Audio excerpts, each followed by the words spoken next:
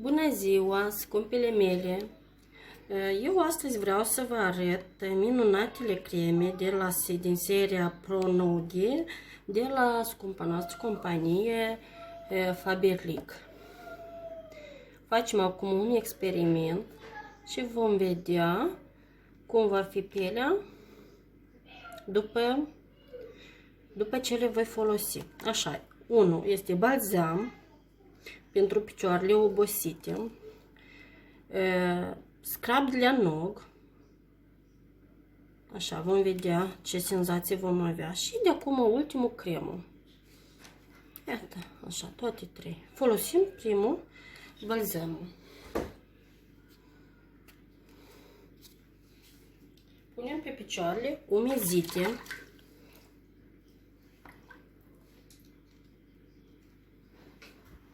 Așa, eu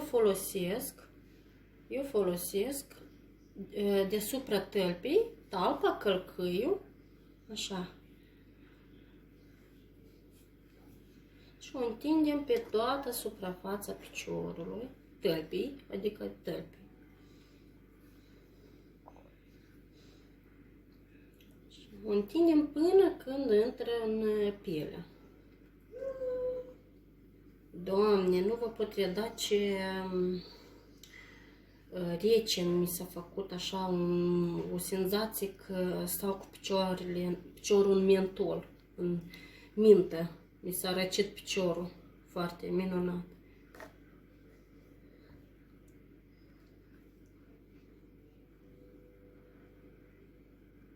Așa, îl lăs vreo 5 minute până îl clătim.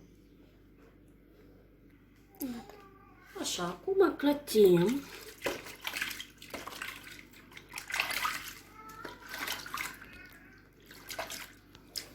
Și pe piciorul așa umed, nu-l ștergem. Punem scrabul.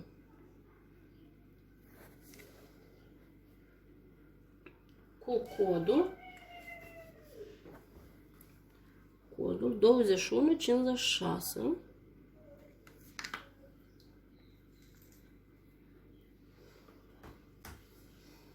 Ia uitați-vă ce consistență are el.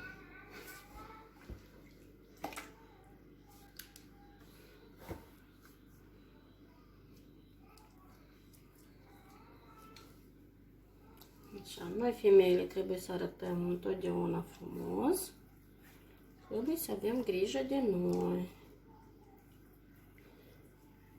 Vă recomand tuturor minunat scrabul. Doamne, are așa un miros frumos. Un miros parfumat. Facem masăm așa puțin.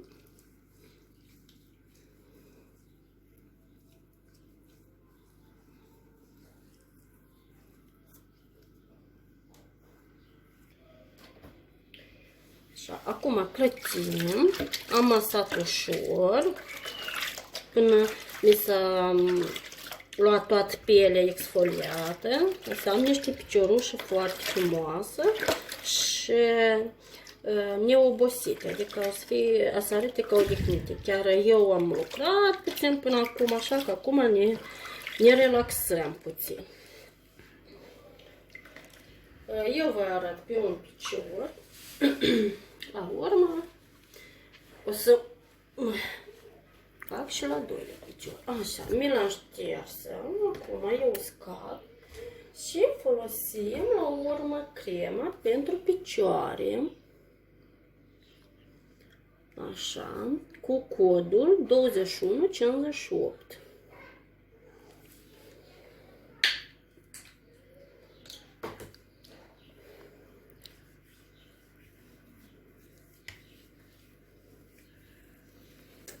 Ia uitați ce picioruși frumoși le-am eu.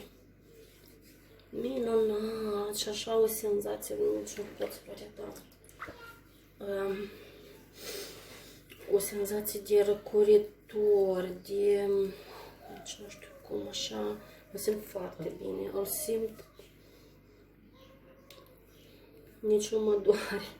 Mi-a trecut și durerea de acum de picioare. Uitați-vă ce minunat. Uitați-vă ce minunat. Toată pielea exfoliată, de la călcâi. Așa, tot s-a luat.